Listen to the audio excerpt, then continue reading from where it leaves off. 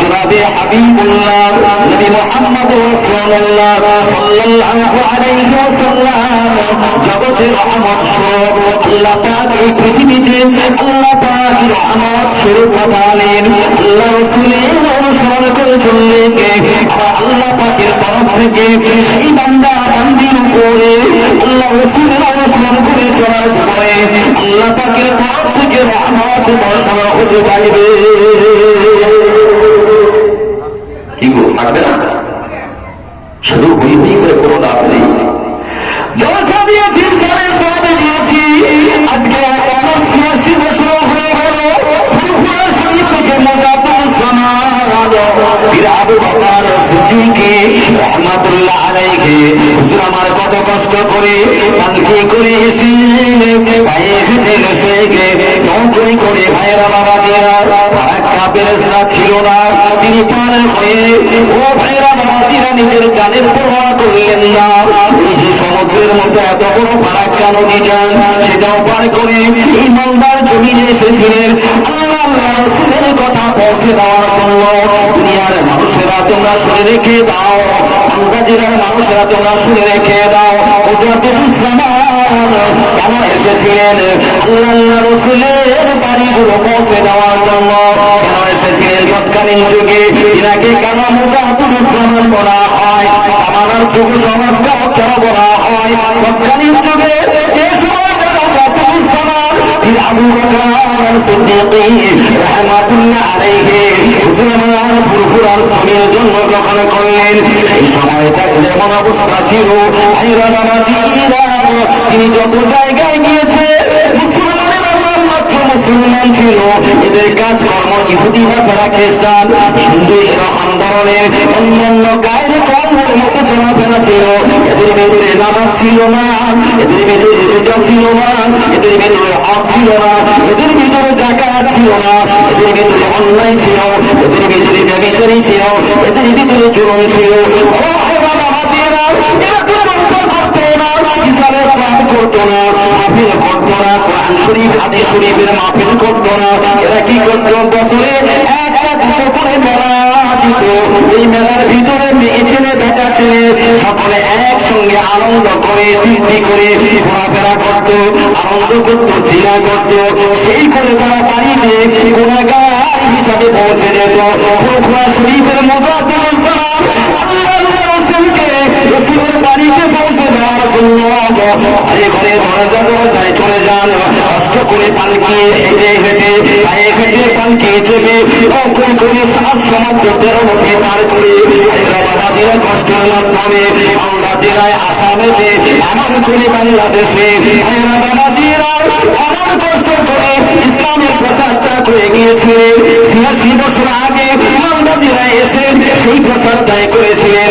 ও হায়দ্রাবাদীরা এই জন্যই বিরাটি মুজাহিদুল জামান বলা হয়।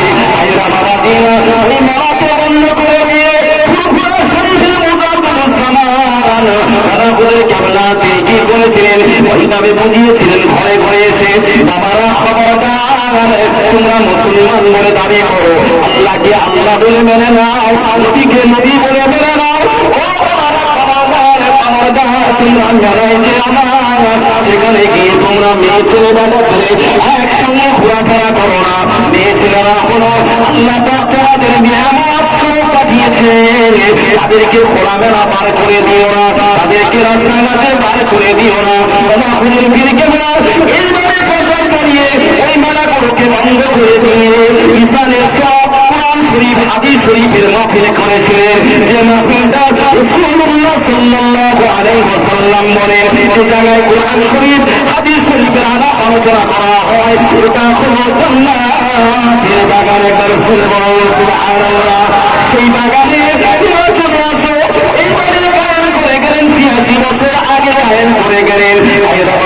দুঃখের কথা কি বলবো, এত কষ্ট করে ইসলামের সব গায়েন করে গেলেন। আজকে দেখা যায় সেই গ্রামে আপনারা জলসাও দিলেন, পাশে আবার মেলা দিয়ে রেখেছে। কি গো ভুল বলেন নাকি? জলসা দিয়েছেন, মেলা হয়নি, দোকানপাট বসেনি। তিনি তো যুব সংস্কারক ছিলেন, এগুলো তো বন্ধ করে তিনি ইসলামের সব কায়েম করেছেন। এই জলসাটা কার? এই প্রতিষ্ঠা করেছেন মুজাদ্দিদুজ্জামান করেছিলেন, যদি আজকে আপনারা এই মেলা দিয়ে জলসা চালান, তার রুহানি দোয়া পাবেন না, রুহানি বদদোয়া পাবেন, খোদার লানত অভিসম্মত হবে সকলের উপরে। খবরদার, জলসা একটা দিন এমন দিবেন নিখুঁত ভাবে যেন হয়, পরিষ্কার যেন থাকে, সেখানে কোন রকমের বাজার হবে না।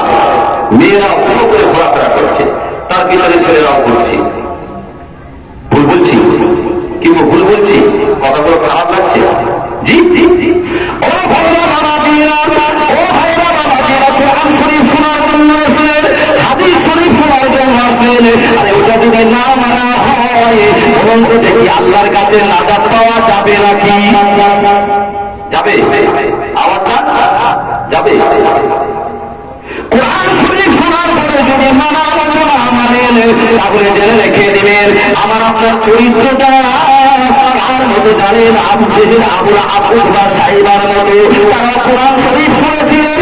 আজকে যখন এখানে মাইকটা শুরু করা হলো, ঘরে ঘরে আপনারা ছিলেন, কোরআনের পানি দিয়ে যখন স্টার্ট করা হলো, শুরু করা হলো, সোয়াবটা শুরু করা হলো, আপনার ঘরে থাকতে পারলেন না, ছুটে ছুটে ছুটে ছুটে ইসলামের সোয়াবের হাজির করেন। এটা ফরাজামিনের ক্রেডিট নয়, এটা মৌলানা আবুল খায়ের ভাইয়ের ক্রেডিট নয়, এটা ফুলপুরা শরীফের মুফতি সাহেবের ক্রেডিট নয়। আল্লাহর কালামুল্লাহ শরীফের আলোচনা হবে, রাসূলুল্লাহর মুখালিফিত বাণী শুরু হবে। ওই জায়গায় যখন সেইভাবে আলোচনা শুরু হয়ে যাবে, কোন মানুষ কখনোই ঘরে থাকতে পারবে না, তাকে আসতেই হবে।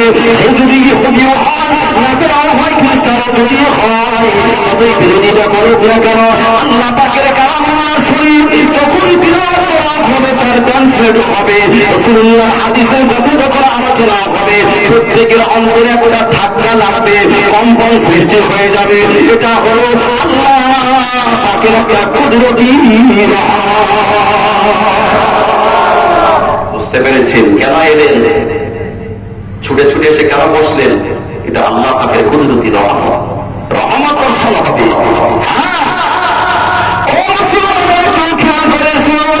আমরা তো সেই গুলামের নবী সাল্লাল্লাহু আলাইহি ওয়াসাল্লামের গোলামের আওয়াজটা গোলাম হয়ে আল্লাহ পাকের কালামুল্লাহ শরীফের আলোচনা করি আপনারা ছুটে আসেন।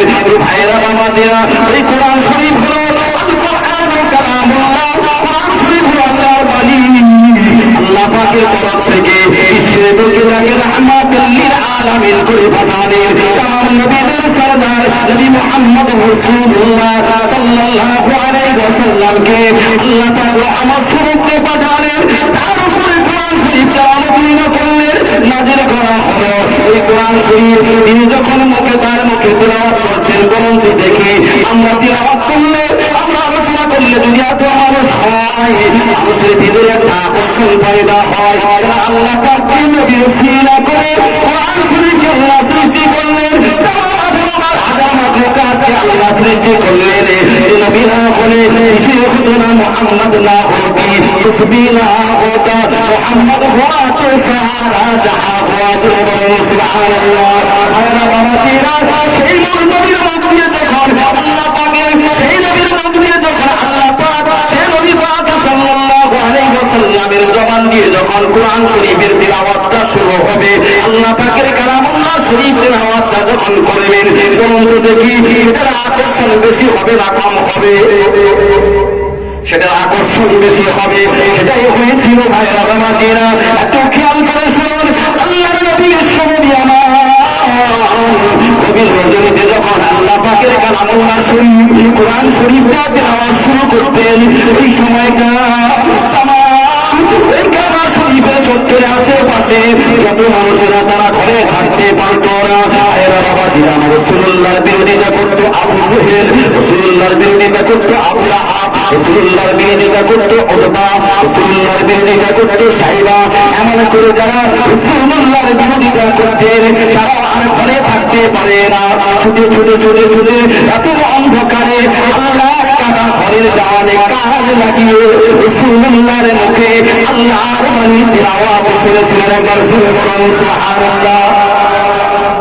ভাই আমার বাবাজিরা, ওই যে কোরআন শরীফ তিলাওয়াত শুনেছিলেন, আবু জেহেল, আবু লাহাব, তারা রাসূলকে মেরেছিলেন। তারা মেরেছিলেন রাসূলকে, নবীকে মেরেছিলেন কি? মানেননি। আজকেও তো কোরআনের তেলাওয়াত, আজকেও তো আলোচনা হচ্ছে, আমরা ঘরে থাকতে পারলাম, ছুটে ছুটে আসছি। যদি আমরা শোনার পরে না মানি, তাহলে বলুন আমাদের আর তাদের চরিত্র কোন তফাৎ থাকলো কি? কথা বলে খুব ভালো লাগছে। কালকে বলে ওই বাপরে বাপ, যা ওয়াজ শুনলো না, গাছের পাতা ছড়িয়ে দিল। সকালবেলা ফজরের নামাজ ঘুমিয়ে পাঠ করেছে। কি হবে না শুনলাম ওয়াজ কাকে বলে, বিরাট ব্যাপার। দক্ষিণ 24 পরগনা থেকে মৌলানা মাস্তান সাহেব এত সুন্দর ভালো ওয়াজ করলেন। সামনে মৌলানা খুব ভালো ওয়াজ, খুব ভালো। আপনি খুব ভালো, কিন্তু ভালো হলে কি হবে? আমলে নেই, করিনি।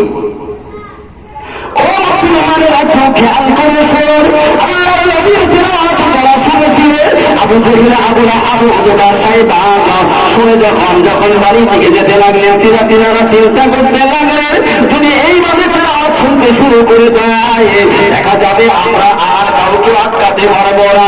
সকলে মুহাম্মদ রাসূলুল্লাহ হাতে হাত দিয়ে ঈমানের কলিমা পড়ে সকলেই মুসলমান হয়ে যাবে।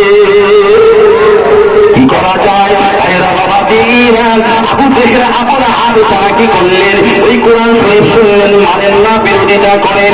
আর যারা কোরআন শরীফ শোনার মতো শুনলেন, শোনার পরে তারা থাকতে পারলেন না। বাবা দিরা তারা হলেন কে? একবার খেয়াল করো, সেই সময় সেই যুগেতে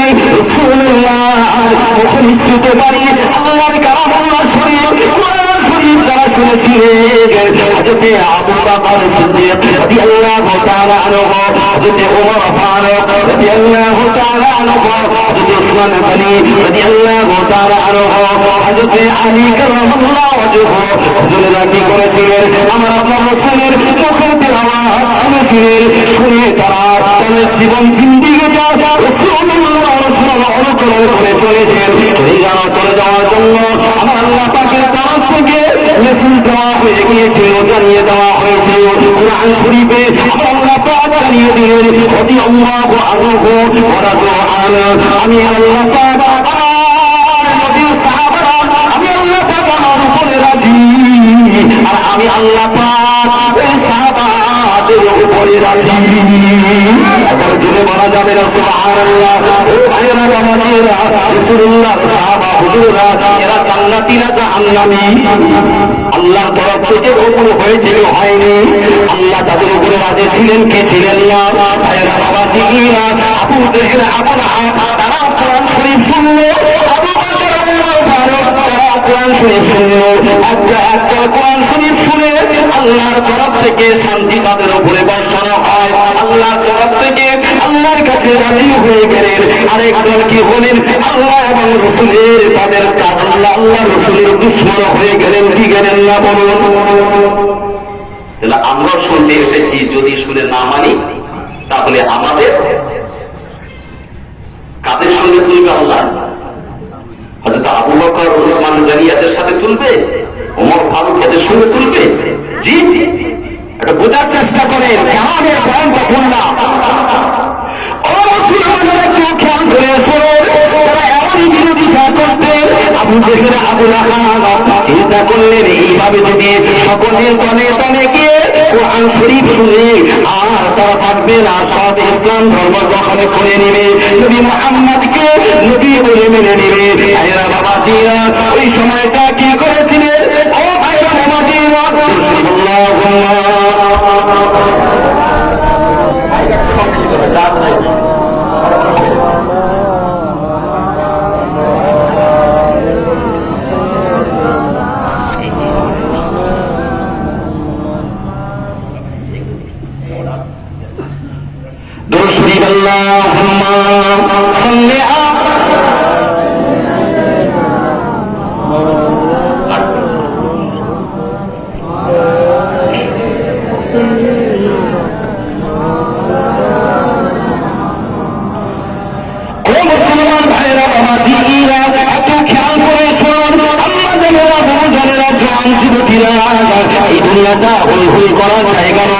এখানে এসে আমরা নাচানাচি কোদাকুদি করবো, মেলায় যাবো আর নাচ গান করবো, সব দেখবো পুতুল কিনা করে যাবো, আমার এইরকম করে আল্লাহ পাক এই জন্য আমাদেরকে আল্লাহ পাক পাঠায় নাই।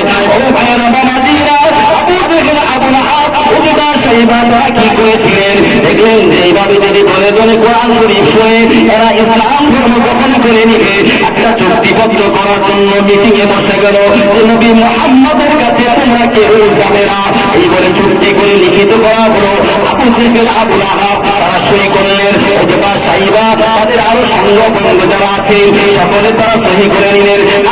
আর মুহাম্মদের তিলাওয়াত শুনতে যাবে না। আলহামদুলিল্লাহ বাবাজিরা, আল্লাহ রাসূল বিশ্বনবী দুজাহানের বাদশা জনাবে হাবিবুল্লাহ নবী মুহাম্মদ রাসূলুল্লাহ সাল্লাল্লাহু আলাইহি ওয়াসাল্লাম পরের দিনের মতো আবার কি করলেন? ওই পরের রজনীতে রাত যখন গভীর হয়ে যায়, সঙ্গে সঙ্গে আল্লাহ পাকের কালামুল্লাহ শরীফ, এই কোরআন শরীফটা আমার আপনার নবী দুজাহানের বাদশা আমার তিলাওয়াত করতে শুরু করে দেয়।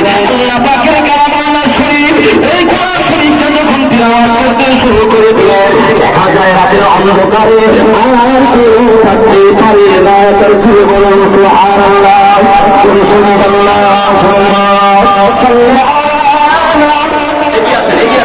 সামনে যারা ফাঁকা আছে এগিয়ে তার চেয়ার গুলোকে টেনে নেন, পিছনে আপনারা চেয়ার দিতে পারে, জায়গা হচ্ছে না।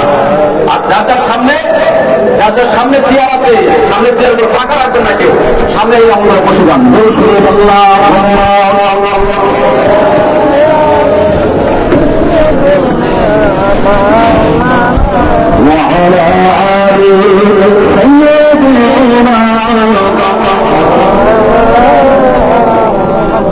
এই পৃথিবী পৃথিবী তোমার নাম রাখিলা,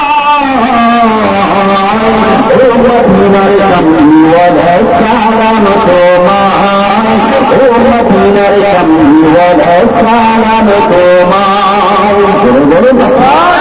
জবান খুলে এই পৃথিবী পৃথিবী তোমার নাম রাখিলা, ও মদিনার কামলিওয়ালা সালাম তোমায়, ও মদিনার কামলিওয়ালা সালাম তোমায়। আসমান জমিন পাহাড় চন্দ্র তারা সাধু তোমারি মোর সারা, আসমান জমিন পাহাড় চন্দ্র তারা সাধু তোমারি মোর সারা। তোমার সামনে করে ফিরাইতে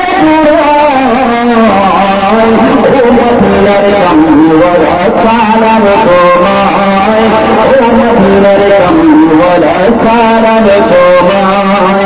এই পৃথিবী সৃষ্টি তোমার নাম রাখিলা, ও মদিনার কামলিওয়ালা সালাম তোমায়, ও মদিনার কামলিওয়ালা সালাম তোমায়।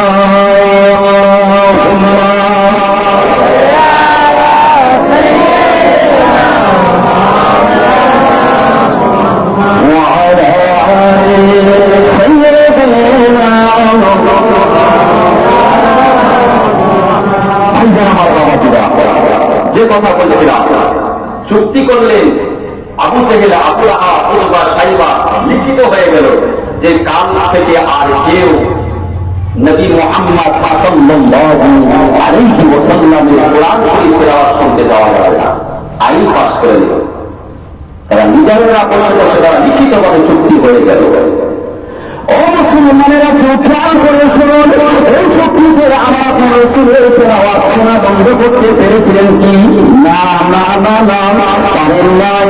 ও ভাইরা বাবাজিরা, একটু খেয়াল করে শুনুন, আল্লাহর নবী বিশ্বনবী আমার যখন এই গভীর তরিকা আল্লাহ পাকের কালামুল্লাহ সুন্নিত কোরআন শরীফটা তেলাওয়াত করতে শুরু করে দিলেন, দেখা যায় তামাম মক্কা শরীফের চত্বরে যত মানুষ ছিল তারা ছুটে ছুটে ছুটে ছুটে আল্লাহর সাবাত দিয়েছে, আল্লাহর রসূলের মুখে দিয়ে আল্লাহ পাকের কালামুল্লাহ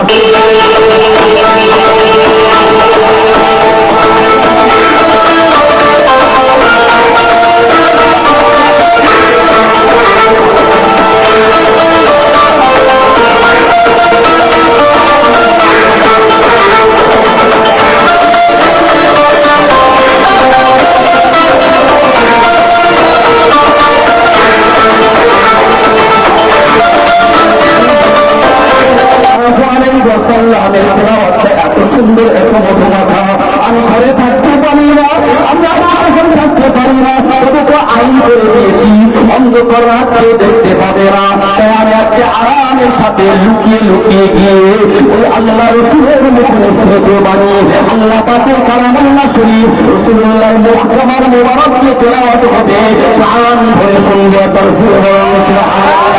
এমনি করে কি করলেন, রাতের অন্ধকারে আবু জেহেল লুকিয়ে লুকিয়ে গিয়ে করতে গিয়ে বাবা শরীফের সাথে কানটা লাগিয়ে দিলেন, লাগিয়ে দিয়ে রাসূলুল্লাহ তেলাওয়াতটা চুপি চুপি শুনতে শুরু করে দেয়। বলুন সুবহানাল্লাহ। আয়রা বাবা দিরা এবারে আবু জেহেল চলে গেলেন, আবু লাহাব তার অন্তরে যারা শুরু হয়ে গিয়েছে এত সুন্দর তেলাওয়াত, এত সুন্দর মধুর বাণী আর সহ্য করা যায় না।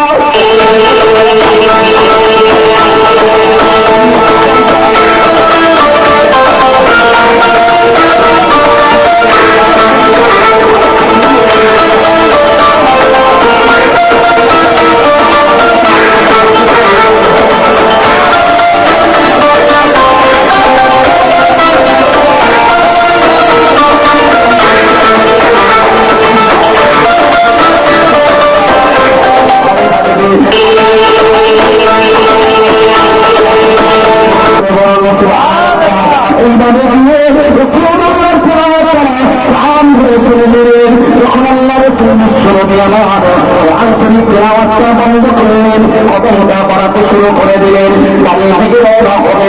আবু জেহেল পানি দিকে যায়, আবু লাহাব পানির দিকে যায়, যেহেতু তাও জানে না কে আছে কোথায়। দেখা যায় আবু জেহেল আর আবু লাহাব দুজনের সামনে সামনে ধাক্কা লেগে যায়। বুঝতে পেরেছেন? ইয়ে তো চুরি করে শুনতে এসেছিল, আরো চুরি করে শুনতে এসেছিল লুকিয়ে লুকিয়ে। যে চুক্তি করেছি ঠিক আছে, কিন্তু কথা হলো যে আজকে কেউ যাবে না, এত সুন্দর আল্লাহর বাণী আর এত সুন্দর তিলাওয়াত লুকিয়ে গিয়ে কোরআন শরীফ শুনতে গেলেন, গিয়ে ধাক্কা লেগে গেল। এবার ধাক্কা তো লেগে গেল, লেগে যাওয়ার সাথে আপনি কে? আপনি কে? আমি আবু জেহেল। আপনি কে? বলে আমি আবু লাহাব। বলে কি ব্যাপার? বলে আপনার কি ব্যাপার? বলে চুক্তি যে করা হলো সেই তো আপনিও করেছেন। বলে আপনি? বলে আমিও করেছি। বলে উপায় বুঝতে পারেন চুক্তি করেছে ঠিকই, কিন্তু ঘরে আপনি রাখতে পারবেন না। জানা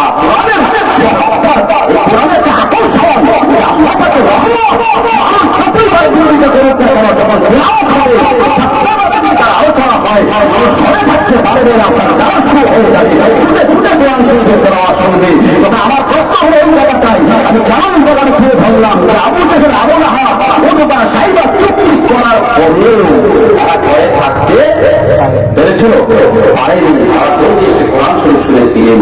তো আমরা তাদের ভিতরে যে আমরা মুসলমান করে দাবি করছি, তাদের ভিতরে পুরোপুরি মসজিদে দাখিল না করি, আমরাও কোরআন শরীফ আসছে শুনে আসছি। যারা হুজুররা প্রতিষ্ঠিত করে দিলেন কোরআনের মাহফিল, ইসলামের একটা মাহফিলে অন্যায়কে কায়েম ন্যায় প্রতিষ্ঠা করেন, নানায় কায়েম সরকার প্রতিষ্ঠা করেন, প্রতিষ্ঠা করেন, শরীয়ত মোতাবেক ঘরে ঘরে আপনারা শরীয়ত মোতাবেক চলাফেরা করেন, সেই কষ্ট করে সুন্দর জগত হয়ে আসছে। ভাইয়েরা বাবা দিরা, তাহলে পরিবর্তন কোথায় হলাম? উদ্বাস সাহিব আপনাদের আপনার আচরণ শুনে করে গিয়েছিল, রসুলকে মানি খুব সুন্দর করেছে, কিন্তু তারা ওই যতক্ষণ বলেছে ততক্ষণ তারপরে বেরিয়ে গিয়ে আর মানেনি। আর আমাদের বর্তমান চরিত্রটা ঠিক তেমন হয়েছে, প্রতি বছর রোজা শুরু কিন্তু মানি না, নামাজ করি না, রোজা করি, 10 নম্বর হওয়ারে বাবা খাচ্ছে রোজার মাসে পান খাওয়ার সাইজে দিলে খালি করছি গ্যাস।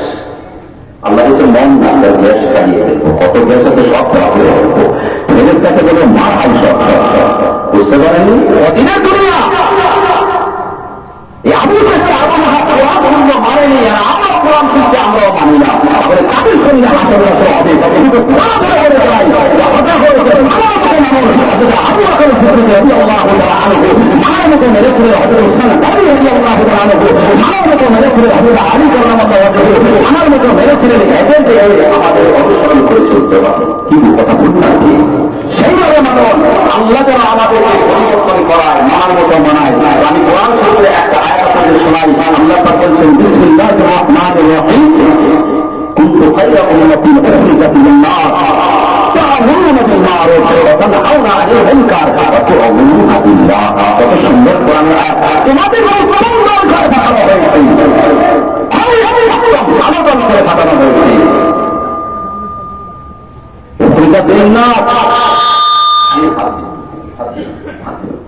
আপনার মানুষের জন্য তার করা হয়েছে কি করবে, সৎ কাজের আদেশ দান, অসৎ কাজের নিষেধ করে। আল্লাহ যখন আছে তাকে মানতে হবে। ওই কোরআনের লক্ষ্য করে, লক্ষ্য করে আল্লাহকে আলাদা করে মেনে আমি আপনাদেরকে এই কোরআন আয়াত শুনিয়ে দিলাম। আজকে আপনাকে আমাকে প্রত্যেকেই প্রতিবাদ করতে হবে। যখন কোনো অন্যায় হবে, এই অন্যায়কে প্রতিরোধ করার প্রত্যেকের দায়িত্ব আছে কি কথা বলেন। কোরআনের হুকুম যদি আল্লাহকে মানে আল্লাহ যদি আল্লাহ বলে মানে তাহলে আপনাকে করতে হবে আল্লাহর হুকুম। এই কোরআনের হুকুম আপনাকে মানতে হবে। আমি আপনাদেরকে বলি দাদা চেষ্টা করে গেলেন ইসারের সব, এই ইসারের সবে আর জীবন যেন কোনোদিন আর এরকম মেলা না বসে, রাজি আছেন? কোন দোকান যেন না বসে, আপনারা করতে পারবেন। সকলে মিলে প্রত্যেকের দায়িত্ব, সকলে মিলে এটা বন্ধ করার। যদি বন্ধ না করেন এই ইসারের সবকে দাদা বুঝতে তার রোহানি দোয়া পাবেন না, বদদোয়ায় পড়ে যাবেন, ধ্বংস হয়ে যাবেন, আল্লাহর মানবত ধ্বংস হবে। এটা আর জান্নাতি মাহবুব থাকবে না। কেননা আবার আপনার ঘরের ছেলেরা, আবার আপনার ঘরের ছেলেরা ওখানে বসে আছেন, আমার আপনার ঘরের মেয়েরা ওখানে বসে আছে। যখন ছেলে মেয়ে দুজনকে দেখবে, চোখে চোখে ইশারা হবে, হাসি তামসা হবে, প্রত্যেকটাই জিনার খাতায় করবে, জিনা খুব হিসাবে পড়ে যাবে। বুঝতে পেরেছেন ভাই আমার বাবাজিরা? যে স্বামী তার স্ত্রী করে রাস্তায় পাঠিয়ে দিল, কিছু মাছ কিনে নিয়েছো, ওই যে জানাচ্ছ, যাই হোক যা হচ্ছে ওখানে যাও, তো ফিরে আসো, ওই স্বামীটা হলো কাইয়ুস। আর যে বাপটার মেয়েটাকে পাঠিয়েছে ওই বাপটা হলো কাইয়ুস। আর যে ভাই তার বোনটাকে পাঠালো ও হলো কাইয়ুস। আর রসুল বলছেন কাইয়ুস না কাইয়ুস কখনোই জান্নাতে যেতে পারবে না। ভাই আমার বাবাজিরা দুটো কদম ধরে আপনাদের বলছি, পায়ে ধরে বলছি, এরপরে কোনোদিন একসাথে বার করতে দেবেন না। রাজি আছেন? রাজি আছেন? যেহেতু এটা শরীয়তের খেলাফ। আল্লাহকে ভয় করুন।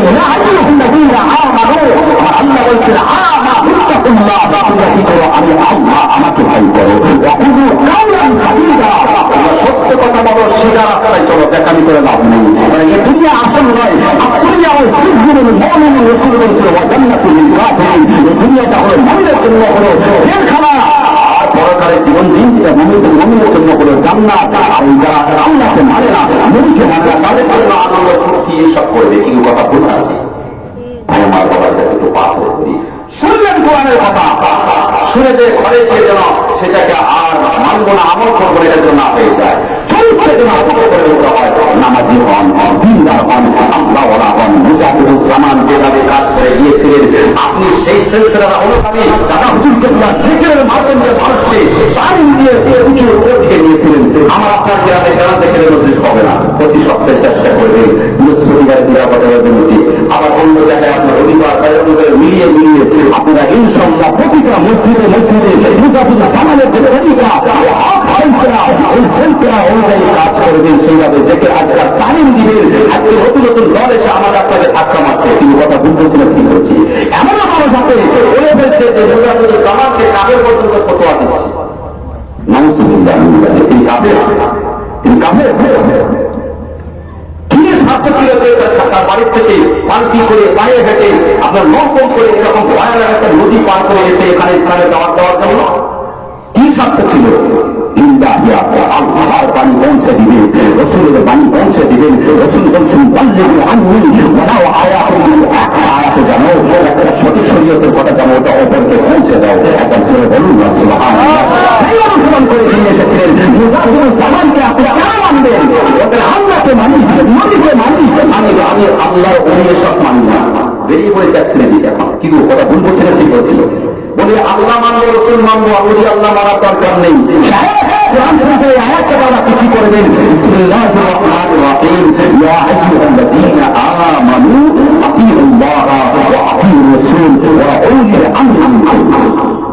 আল্লাহ বলছে এই ইমানদারেরা, যারা আমি আল্লাহ আমাকে মেনে নিয়েছ, আপনি আল্লাহ, আমি আল্লাহ আমার হেদায়েত করো, আপনি রসুল, আমার রসুলের আনুগত্য হেদায়েত করো। হাতে বেরোবেন আপনি আলেম ওলামা যারা হবেন, আমার যারা হবে আপনি আলেম ওলামা, ওই আল্লাহ যারা হবেন তাদের আনুগত্য করার কথা আমি বড় জানি না, বলি না।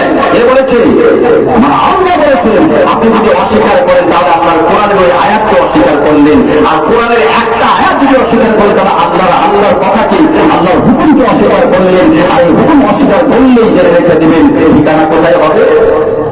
জাহান্নাম।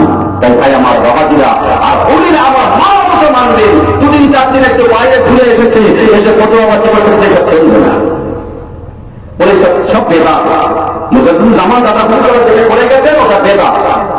আদানের পরে মনে করে বেদা, এসব চলবে না। দাঁড়িয়ে কালাম করা করে বেদা, এসব চলবে না। আখির জহুর নামাজ পড়া বেদা, চলবে না।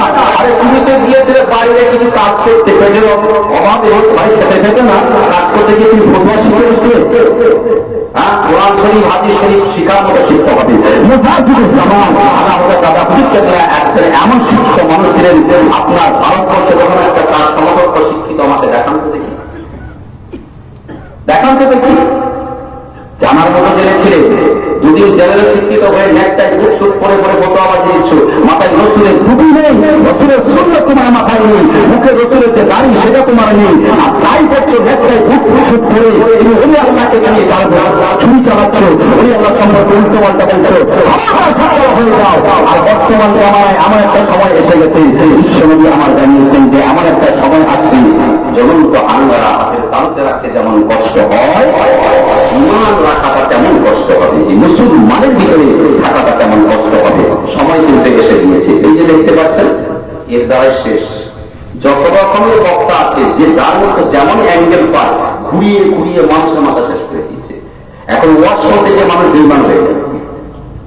এমন এমন বক্তা আছে খাত ভালো খুব সুন্দর বোঝাতে পারেন, টেকনিকের সাথে বোঝাচ্ছেন, বুঝিয়ে বা মানুষকে একটুখানি করে সাইড করে দিয়েছে। ওদের মান পার্সন করতে গিয়ে বুঝতে পারে ওদের একটা সংগঠন আছে যে খালি এগুলো একটুখানি চেঞ্জ করে দাও, এদের মাত্র খালি আকিদার দিকে একটু গন্ডগোল করে দাও, ওখান থেকে টাকা পাঠাতে হয়। আর ওরা ইউটিউবে ওয়াক করিয়ে আবার সেখানে পাঠাতে হয়, যেমন আমাদের এইভাবে গুণা করে। আর সেখান থেকে ডলার ঢুকে, বুঝতে পারেন ডলার, এটা ইহুদির চক্রান্ত। ভালো ভালো ফাস্টার পাওয়া আলেমদেরকে কিনে নিচ্ছে, বিশ্বের বিভিন্ন মাদ্রাসাতে যারা ফাস্টার পায় তাদেরকে তুলে নেয়, টাকাতে কিনে নেয়, তাদের নিয়ে শুরু করে দেয়, তাদের মাথা ধোয়ায়, তাদের দ্বারা মাথা ধোয়াই করা হয়। খবরদার ভাই আমার বাবাজিরা, জীবনভর নামাজ পড়লেন নাবির নিচে হাত বেঁধে, এখন এসে বলছে এটা চলবে না, সহি ওটা নয়। সহি করতে গেলে কি করতে হবে? বুকের উপর হাত বাঁধতে হবে। ভুল বলছি না ঠিক বলছি? কি হচ্ছে কি হচ্ছে না? আপনাদের এলাকায় নেই মাশাআল্লাহ ভালো এলাকা, কিন্তু আমাদের এলাকায় শুরু হয়ে গেছে নতুন নতুন মাল কিছু আবির্ভাব হচ্ছে। তো ভাই আমার বাবাদের খবরটা, আল্লাহ রসুলের ছাত্র হলো সাহাবারা, কি কথা বললাম কি সাহাবা বলতে ছাত্র হলো তাবিঈরা। আর তাবিঈরা কি করেছিলেন? রাসূলুল্লাহ সাহাবাদেরকে দেখে শিক্ষা নিয়েছিলেন। আমরা কোন ইমামকে মেনে চলি? ইমামে আযম আবু হানিফা রাহমাতুল্লাহ আলাইহি, নোমান বিন সাবিত রাহমাতুল্লাহ আলাইহি, এই হুজুরকে অনুসরণ করে আমরা চলি। তো হুজুর নাবির নিচে হাত বাঁধতেন, তিনি শিখেছেন কার কাছ থেকে? আল্লাহ রাসূলের সাহাবাদের কাছ থেকে। আপনি দলিল দিবেন, হাদিস শরীফে দলিল দিবেন যারা হাদিসে আছে। আরে রাসূলুল্লাহ দুনিয়া থেকে ওফাত হওয়ার পরে, সরকার নেওয়ার পরে 200 বছর পরে জন্ম নিয়েছে, যেমন আমরা হাদিস আমরা পড়াশোনা করি। আর রাসূলুল্লাহর পরে সাহাবা, তারপরে ইমামে আযম আবু হানিফা রাহমাতুল্লাহ আলাইহি হুজুরকে আমরা অনুসরণ করি। ওই কেতাব জন্ম হওয়ার আগে আল্লাহতে আছে তাকে ফলো করে চলি। তিনি হলেন ইমাম মানে নেতা, আদব মানে বড়, মতদের উপরে ইসলামিক সৃষ্টি কালচারের উপরে আরো করে আমরা রিসার্চ চালানোর উপরে সবথেকে বড় যে ইমাম ছিলেন তাকে আমরা মানি ইমামে আযম আবু হানিফা রাহমাতুল্লাহ আলাইহি। ভাই আমার বাবা ছিল, আমরা ঠিক কথা ছিল ভুল কথা আছে। জি, সাহাবাদের যে শিক্ষা শাস্ত্রে পেয়েছে সেটি আমরা মেনে চলি। তারপরে জন্ম নিয়েছি, ওটার আগে আমরা ওটাকে ধরে বসে আছি। কি গো, নবী পেয়েছি সব থেকে সেরা নবী, ইমাম পেয়েছি সব থেকে বড় ইমাম, নবী পেয়েছি সব থেকে বড় নবী। আর তরিকায় সিলসিলা যেটা আমরা পেয়েছি সব থেকে বড় সিলসিলা আমরা পেয়েছি, যেটা বলুন মুজাহিদ জামান দাদা হুজুর ফিকির রাহমাতুল্লাহ আলাইহি। হুজুর এক সিলসিলার পীর ছিলেন না, এক তরিকার পীর ছিলেন না, তিনি ছিলেন কাদিরিয়া তরিকার পীর, তিনি ছিলেন রিশিয়া তরিকার পীর, তিনি ছিলেন মুজাদ্দিদের তরিকার পীর, তিনি ছিলেন নকশবন্দের তরিকার পীর, তিনি চার তরিকার কামেলে ভগবান একজন ওই ছিলেন মুজাহিদ ছিলেন, একটা ছিল সুবহানাল্লাহ। একটা তরিকার কাদিয়া তরিকার পীর, আমি সেই সব খবর দিই। কারো অন্য কোনো দরবারে যাবেন সে বলবে আমি মুজাদ্দিদিয়া তরিকার পীর, কারো অন্যদের যাবেন বলে আমি নকশবন্দিয়া তরিকার পীর। কিন্তু মুজাদ্দিদ সমাজ আমার হতে কথা হুজুর রাহমাতুল্লাহ আলাইহি হুজুর আমার এক তরিকার নয়, তিনি ছিলেন চার তরিকার। আমরা তাহলে ইমাম পেয়েছি বড়, নবী পেয়েছি বড়, আমার পীর পেয়েছি বড়। আপনারা জোরে বলুন না আমাদের মধ্যে ভালো না খারাপ বলুন। জীবনভর আমরা আল্লাহ রসুলের পথমতকে অনুসরণ করে যেমন করে চললে আল্লাহ রসুলকে পাওয়া যাবে সেইভাবে চলবো ইনশাআল্লাহ। ইনশাআল্লাহ জন্মটা আমরা খবরটা হলেও সেদিকে আপনি দিয়েছেন জেনে রেখে দিবেন শেষ। আর ইসলামের জায়গা প্যান্ট শার্ট নয়। আপনি যদি দেখাতে পারেন বাবা আদম আলাইহিস সালাম থেকে নিয়ে হযরত আখিরি নবী নবীদের সরদার সরকার কায়নাত আহমদ মুস্তাফা প্যারা মুহাম্মদ মুস্তাফা হুজুর সাল্লাল্লাহু আলাইহি ওয়াসাল্লাম পর্যন্ত একটা নবীর কথা যদি আপনি দেখাতে পারেন লেফটাই বছর পুরো কেতাবে যদি দেখাতে পারেন অবশ্যই জুতোর মালা পড়ে যাবে কান থেকে। ওটা কোনো আউলিয়াদের লেবাস নয়, ওটা আপনার কোনো আউলিয়াদের পোশাক নয়। আল্লাহ যদি পেতে হয় তাহলে আল্লাহর মহব্বত আল্লাহর ভালোবাসা যদি পেতে চান তাহলে আল্লাহ পাকে নবীর অনুসরণ করতে হবে কি হবে না বলুন। নবীর আনুগত্য অনুসরণ করাটাই হলো আমাদের ঈমান। কিন্তু কথা ভুল রাখি তাই আমার বাবাজিরা যে কথা বলছিলাম যে যারা এরকম নতুন ফটোবাজি করছে খবরদার তাদের কাছে যাবেন না। মুজাদ্দিদ জামা আমাদের ভুল শিখে যায়নি, কি কষ্ট করেছেন তাই আমার বাবাজিরা। তিনি এখানে পড়াশোনা করার পরে সুদূর সৌদি আরবে চলে গেলেন, মক্কা শরীফ মদিনা শরীফ বড় বড় সাহিত্যের কাছ থেকে। আর ভারতবর্ষে একটা আলেমা দেখান যে 40টা হাতের গ্রন্থ সহজ পেয়েছে, দেখাতে পারবেন না। আমার বাবাজিরা ডক্টর শহীদুল্লাহ সাহেব 18টা ভাষায় আপনি জানতেন, তিনি এনে করেছিলেন একজন ডক্টর মানুষ।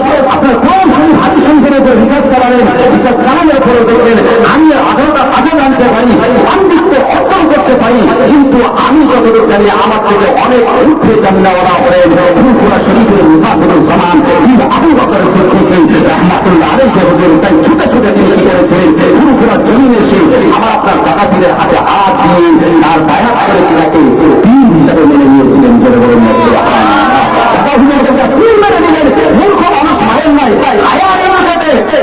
ঘটনাতে 18টা ভাষায় জানলাওয়ালা ডক্টর শহীদুল্লাহ সাহেব ছুটেছেন। ডক্টর বাংলাদেশ থেকে ডক্টর প্রফেসর আব্দুল খালেক সাহেব আনতেছেন ফুরফুরা জমিনে। ওসিহাদের জমিন থেকে হাদিসের অনেক হাদিসে তিনি হাফেজ ছিলেন।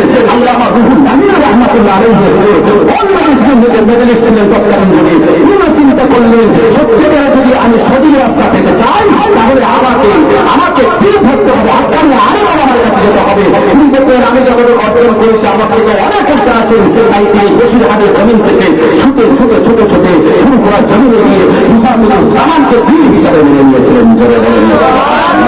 আমরা তাকে মানি, আমি আপনাকে কি এর থেকে বড় বড় সন্তুষ্ট একজন বলবো তারা ছুটে ছুটে গিয়ে মুজাহিদুল জামানের কাছে গিয়েছে।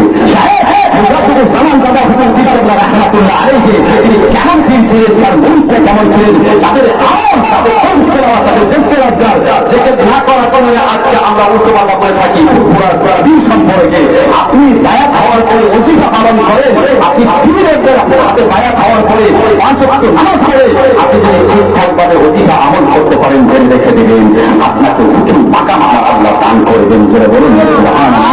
এমন এমন ইচ্ছের আল্লাহ দান করবেন আপনি সব বন্ধ করলে কাশের মাধ্যমে তারা পৃথিবী আল্লাহ আমাকে আপনাকে দেখাবে। জোরে বলুন সুবহানাল্লাহ। তাই আমার বাবাজিরা মুজাহিদুল জামান একদিন কি করছেন ফুরফুরা জমিনে আছেন, তার খলিফাগঞ্জে তিনি বাড়ি করছেন, আপনি সবক দিচ্ছেন।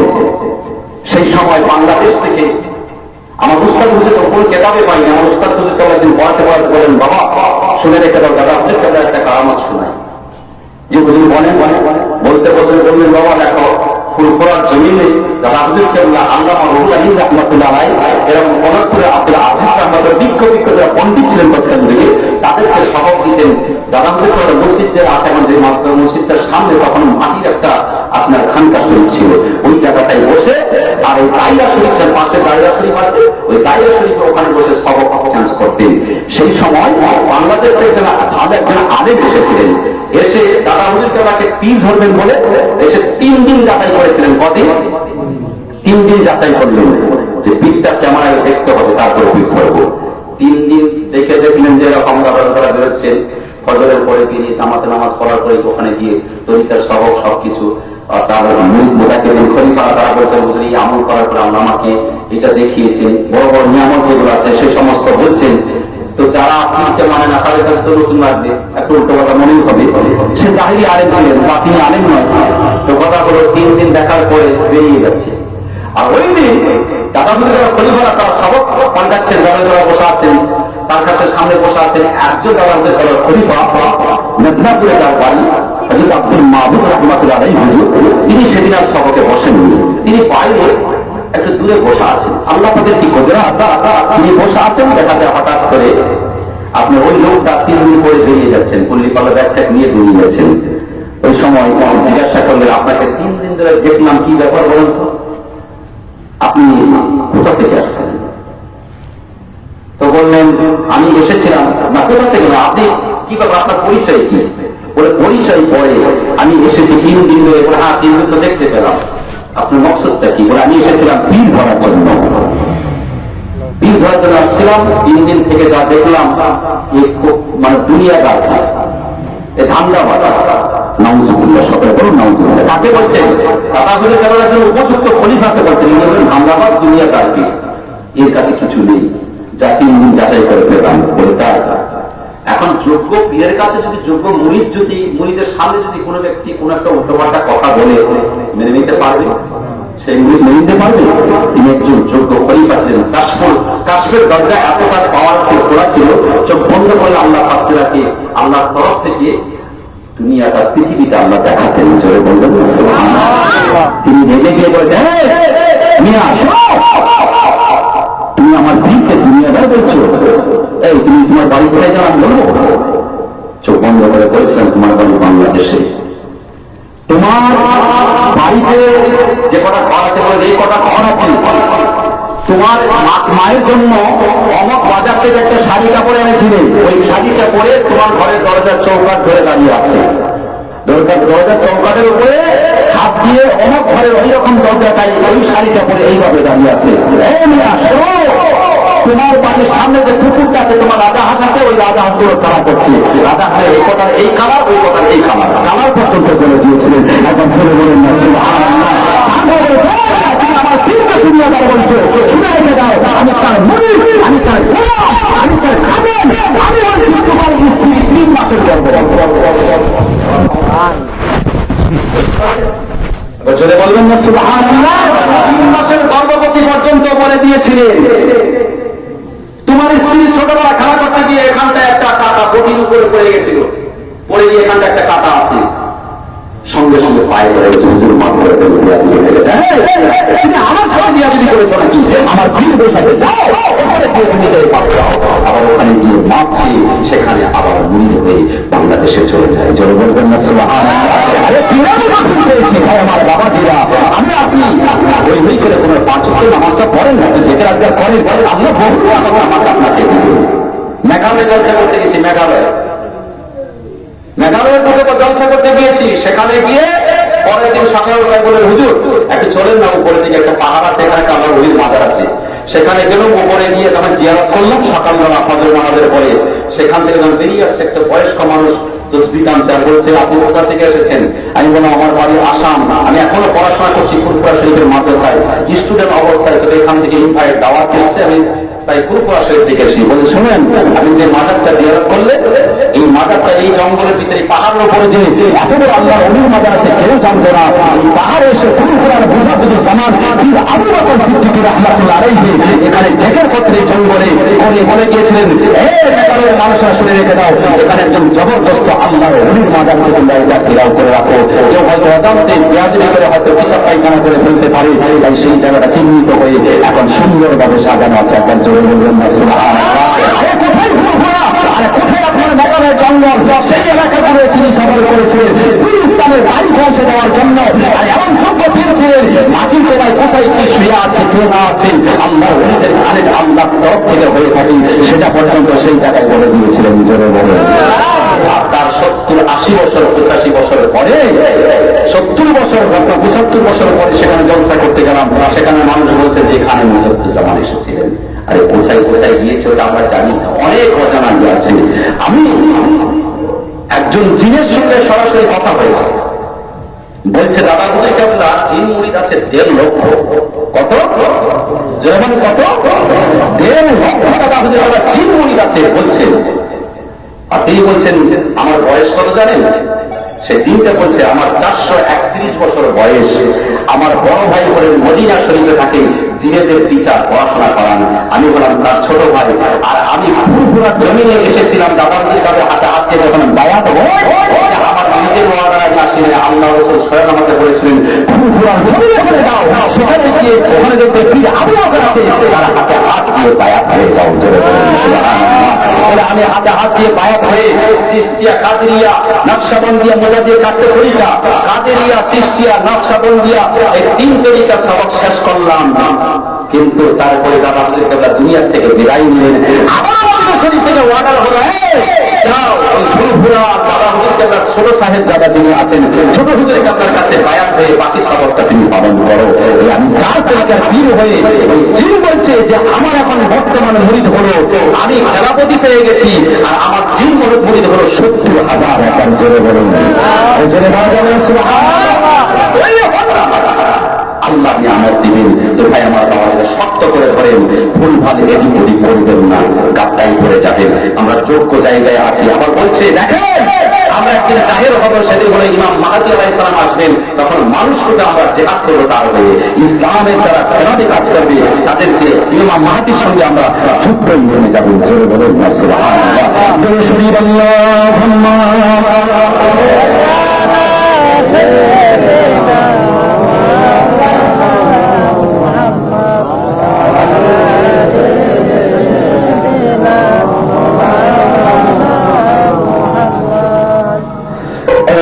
মদিনার দেশ তুমি নসার, ওই মদিনার দেশ তুমি নসার। রবিউল আউয়াল মাসের চাঁদেতে আমাদেরকে সকলকে যে এরকম একটা পাক মাহফিলে এনে হাজির করিয়েছেন, আসুন সেই স্রষ্টাতে, সেই প্রভু আল্লাহু রাব্বুল আলামিনের দরবারে যার ঘরে প্রাণ করে একবার শুকরিয়া আদায় করি। বলুন না আলহামদুলিল্লাহ। এত জোরে সোরে বলা যাবে না আলহামদুলিল্লাহ? ভাই আমার বাবাজিরা, আজকে যে আমরা এই জায়গাটা এসেছি আমাদের নসিব ভালো না খারাপ? একটু কথা বলেন।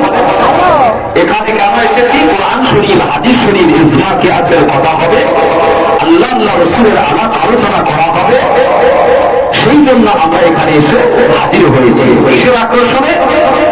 আল্লাহর শরীফের আকর্ষণে, রাসূলুল্লাহর হাদিস শরীফের আকর্ষণে, কোরআনের আকর্ষণে, আল্লাহর নবীর মহব্বতে, ভালোবাসায় আমরা এসে হাজির হয়ে গেছি। কি কথা বলুন?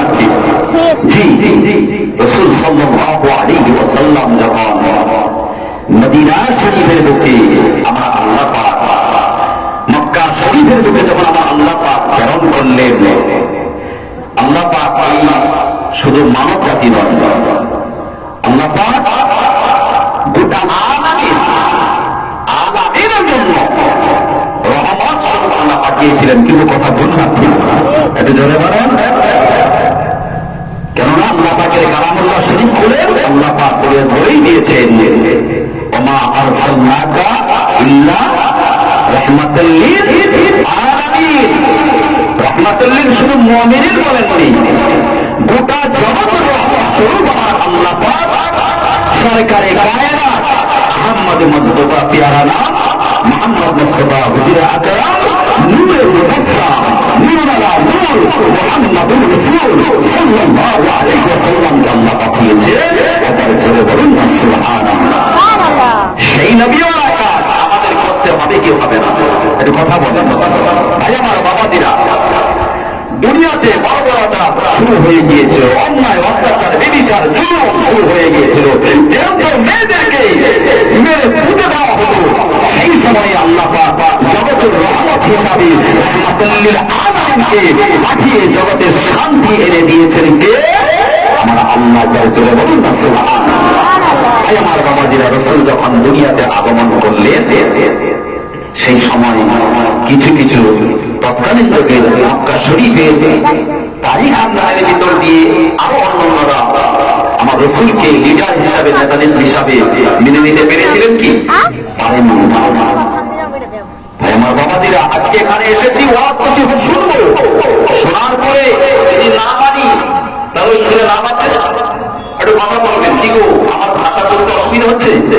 মই অসমীয়া মানুহ, কেতিয়াবা কেতিয়াবা অসমীয়া ভাষা কলে বেংগলৰ মানুহ নুবুজে, সেইকাৰণে মই অসমীয়া ভাষা নকওঁ। এইটো হ'ল মোৰ ৰাজ্যৰ ভাষা। এই কথা বলে আপনালোকে একদমই গম নাপাব। আমি যদি অসমীয়া ভাষা বলি বুঝতে পারবেন না, সেই জন্য অসমীয়া ভাষা বলি না, বাংলাতে বোঝাবার চেষ্টা করছি। হাত কি না আপনাদের কিছুই বুঝতে পারছেন না। কি গো, এত পরিষ্কার অসমীয়া ভাষা বাদ দিয়ে বাংলা ভাষায় বোঝাচ্ছি। তো আল্লাহ তাআলার আরাধনা শরীফের কথা শুনবো আর মানবো না, তাহলে শুনে তো লাভ আছে? জোরে বলে লাভ নেই।